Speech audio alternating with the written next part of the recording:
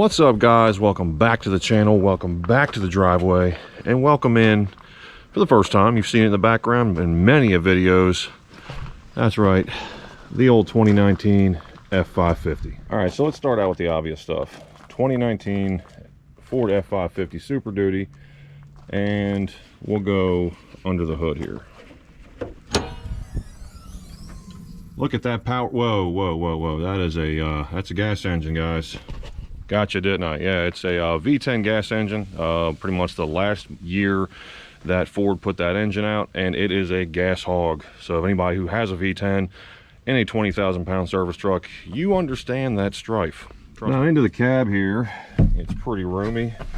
Again, for single cab truck, you get the little, what, 3-4 inch display there, which is really great. The sync system works great. I can bump tunes in here all day.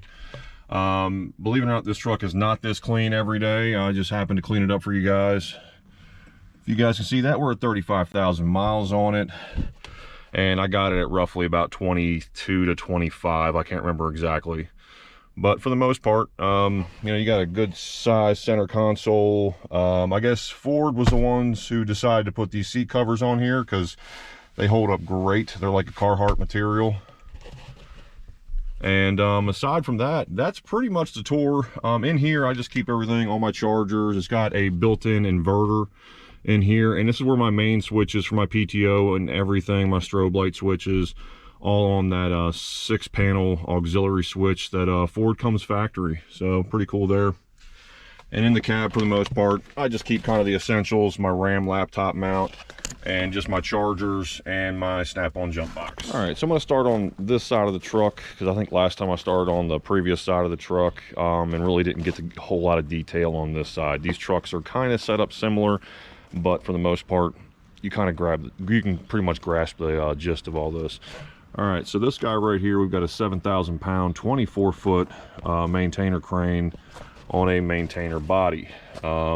Everything on this service body is serviced by the back panel. I'll go ahead and show you guys that real fast. Here's your crane control. I really dig this setup. These are, you know, soft touch detents. You can adjust the speeds. I mean, just about anything you want to do with the crane. You don't have to do multiple button functions and what have you. It is very easy to do. Now, as far as onboard air, I've got a 1/2 inch line here, followed by a 3/8 line right here. Quick hookups, and it follows back here where I've got 3/8 line here. Here's your hose reel and your air regulators. These are the only things that maintainer makes that really suck. These air regulators are just, they blow out a lot because of the diaphragm right in here, but aside from that, these are real solid systems. All right, if you guys can see there, this is where your main controls are, as well as a fuse panel here, your PDM, basically your power distribution module that powers up this switchboard here, which again will power all the lights and what have you. All right, so I guess we'll go ahead and get into the cabinetry on the truck here and kind of go over everything. I may not go into as much detail as maybe the first video I've done. I will put a link up here somewhere for the previous and the first video that I did on my Peterbilt. That goes more into tooling. This one right here, I'm just going to kind of give you a brief rundown where we keep everything, how everything's put together. So we'll go ahead and start out up here. All right, so aside from rags and wet rags, I've got my little Craftsman stuff here, little 1/4 inch drill driver, and my little 3/8 here drill. Got a little fire extinguisher up there just so MSHA can stay off my ass. Little Harbor Freight, little Hobo Freight special right there. Little glove container holder right there. Top drawers, kind of your miscellaneous stuff, filter wrenches, just miscellaneous crap. Cummins barring tool. All right, second drawer down, channel locks, vice grips, pliers, snap ring pliers, radiator clamp pliers, just jumbo channel locks, stuff like that. All right, so screwdrivers, picks, lady slippers, all sorts of stuff. Little miniature pry bars, you know, little rolling pry bars for doing injectors, C7, C9 injectors, stuff like that. All right, so now mostly just my organization for wrenches is friggin' fantastic. But it's some of my metric stuff, little handheld Allens that you never really use, large adjustables, 24-inch there. I think it's a 12-inch one right there. And standard stuff. Again, my wrench organization, not that great. Kind of a mix match bunch of stuff here. A little bit of Craftsman. Stuff that I picked up along the way when I need something. That's a Cobalt wrench there. Hobo Freight Special jumbo wrenches. All right, to the high dollar drawer. You've got your 3/4 inch sockets here, and you've got your 1 inch sockets up here. Really nice setup. I love those, and you can tell the ones that I use the hell out of for dropping belly pans, what have you. 3/4 inch, 1 inch, 3/8, 1/4 inch extensions. Some of my ratchets are right there, not all of them. And this is mostly the 1/2 inch, 3/8, and 1/4 inch. A lot of Allens, a little bit of specialty stuff here and there. Spline drive sockets, 1/4 inch, crow's feet, inverted Torex, knock sensors, sensor sockets, that kind of. Okay, so the cabinet right next to it, what we got here? All right, so you know, cheap Hobo Freight tape measure that I hardly ever use. These are my go-to metrics. Basically, they go from 8 to 19 millimeter gear wrench. Got my Cat / Ingersoll 1/2 inch, Ingersoll 3/4 inch, my Cat 1 inch. I just recently put this on the truck. It's a Mac 1/2 inch. It's got an LED light on it. Haven't tried it yet, but seems like a pretty cool concept. It's kind of a stubby. I like it. Then you got your hammers, you know, assorted ones, dead blows, metal on metal, little small sledges. I've got an H-bar in here I just put on the truck. Really comes in handy. If you guys are in the cat world, you understand the need for it. All right, just like my previous videos I mentioned about my electronics drawer, well, this is pretty much, I got 2 drawers now worth of stuff. This is a complete cat kit. I'll go ahead and show you guys that. This kit right here pretty much has everything you're gonna need to do, if you're a cat mechanic for the most part, this is what you're gonna need on a day-to-day basis to diagnose these machines.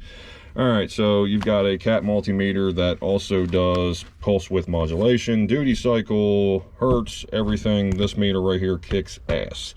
Right next to it, you have an amp clamp, AC, DC amp clamp, really comes in handy. This guy right here just monitors AC current. I really can't say I've ever used it yet, but if you guys are interested, this is the part number right there for the whole kit. It really comes in handy. This drawer right here is mostly my go-tos. I've got an old Fluke 116. I still am using a Load Pro as my multimeter leads on that. It just works. This whole setup, I've got an old Snap-on / Lyle set that I use. I really don't get to use this crap anymore. Just there's no point for it. All right, so more specialty tooling. This is kind of what this drawer is here. Injector height gauge right there. This right here is basically just something I got from Fastenal. It can just pretty much give you your metric and your standard thread pitch, size, blind bore, rivets, everything on that guy. That's a depth mic right there. That's an outside micrometer. What else we got here?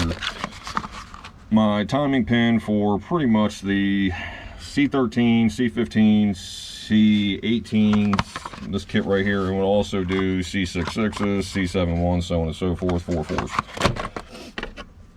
My barring tool for C13, C15, C18s.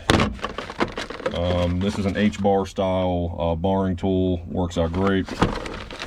Really crappy feeler gauges, but hey, it works. What else we got here? Calipers, fuel pin tool. As you and one of the air tools here, air drill, cut wheel, 90-degree. I mean, you guys have probably seen those as a long neck, little die grinders. Put flap wheels on them, they were great. Another die grinder, and my air grinder comes in handy. I love that thing. All right, so for the longer side here, I'm not going to go into a whole lot of detail. There's a lot of tooling in here, and I could be here for seriously about 2 hours. So In the back there, that's a 3/4 inch torque wrench. I got a 1/2 inch torque wrench and a 1/4 inch torque wrench here. Or sorry, 3/8 torque wrench right there. I still keep my snap-on digital one when I'm doing injectors and what have you. Anything that is really delicate on torque, I still use that.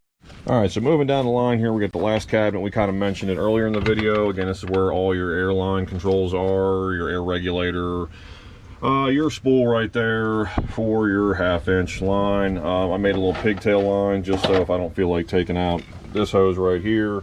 Aside from that, I've got a tire inflator chuck here. Does both the larger and the smaller ones.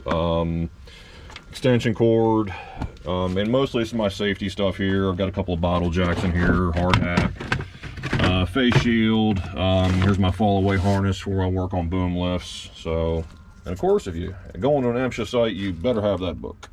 All right, so on the back here, I've got a good sized Wilton vise. It's not massive, but it is a Wilton cat branded Wilton vise.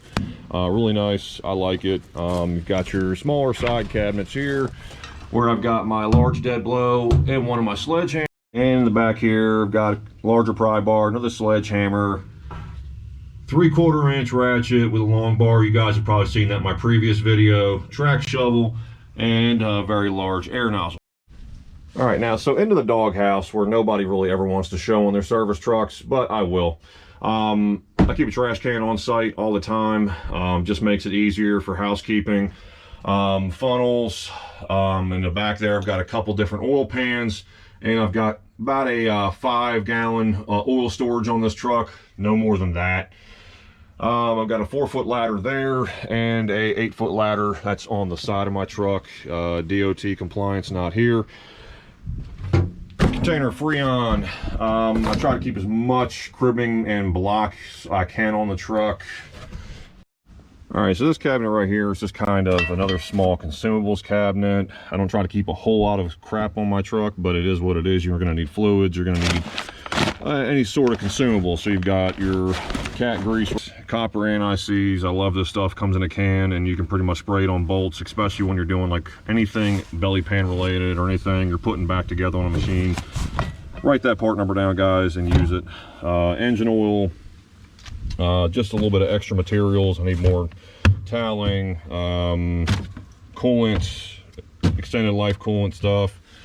Windex, just for mostly my personal use, but every once in a while you do kind of have to clean off a cab window so you can actually see where you're going. All right, so we're kind of getting to the end here. So right up top here, we've got basically my test kit right here, hydraulic test kit right here for flat faced O-ring, mostly just your CompuCheck fittings and what have you. This right here is a JIC kit. Then right over here, you've got a couple different suction guns. I keep one just for DEF fluid and one for oil. Basically, they're vacuum guns. Got a coolant tester right here. It's basically a refractor. All right, here's my amp seal connector service kit right here. This is everything in there. Down here, this is basically flat face O-ring JIC, just cap and plug kit. I've got my personal cap and plug kit right down there. Because I came from the industrial world, had worked industrial for, you know, roughly about 6-7 years, and I've got about 4 or 5 going into with working on heavy equipment. I've got a lot of weird stuff, a lot of Imperial, a lot of just all sorts of different cap and plugs, and I do kind of hop around from heavy equipment, also flip back to the industrial side every once in a while. You've got your ET connector. I keep mine in this nice fancy case. There you go for a part number if you guys are looking for the whole communications group. On the side here, again, penetrating oils, WD-40, again, copper anti-seize. When I open up the paint booth on the job site, you know, you got to have your top coat. All right, so you got miscellaneous lifting eyes here and threaded lifting eyes for control valves and what have you. And little bags and what have you for storing bolts when you're gonna kind of leave a machine and come back. I like those, keep those on the truck for sure. All right, so the final cabinet here, basically it's my fire cabinet slash every other thing else. So basically I've got 50 foot of torch hose here, 2 different regulators obviously. Got my oxygen and acetylene, knee pad, again, I can't stress this enough, guys. If you are young, get in this industry. Get as much stuff as you can to try to save your body. Got a creeper, little hobo freight special there. Larger come along here, it's a 3,000 pound, and in the back there I've got a 1,000 pound. And aside from that, just the miscellaneous chains and some old slings that I've had on the truck for a few years.